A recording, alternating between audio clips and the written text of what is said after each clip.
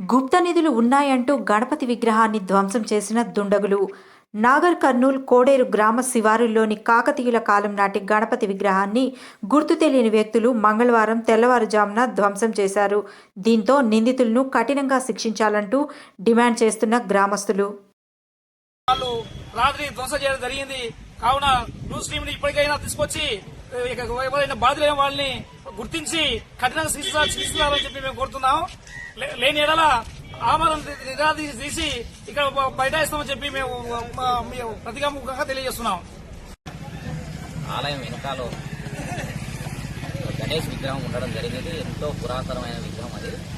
కొంతమంది దుండగులు ఆ విగ్రహాన్ని ధ్వంసం చేసి ముక్కలు ముక్కలుగా చేసినందుకు అన్ని కుల మతాలకు అతీతంగా దీనిపై ఖండిస్తూ మేము చర్య తీసుకోవాలని పోలీసు అధికారులకు కానీ పై ప్రభుత్వ అధికారులకు కానీ ఆదేశాలు జారీ కోరుకుంటున్నాము.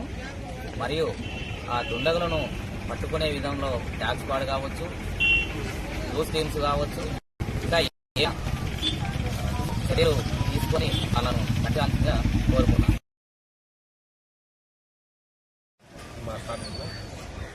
మాది పక్కనే నేను ఇండియా అబ్దుల్ కరీం మాట్లాడుతున్నాం. ఈరోజు కోడేరులో జరిగిన గణేష్ విగ్రహం దగ్గర ఇంటి వ్యక్తులు ఎవరో రకరకాల కులాలకు అతీతంగా అందరం ఐక్యమత్యంగా కలిసిమెలిసి ఉండేటప్పుడు ఇది వేరే పద్ధతి కాదు. ఎవరైతే ఈ కేసులో పోలీసు సిబ్బంది వాళ్ళు ఇంకా వాళ్ళు ఎంక్వైరీ చేసి వాళ్ళ మీద తగు చర్య తీసుకొని కఠినంగా శిక్షించాలని కోరుకుంటున్నాం.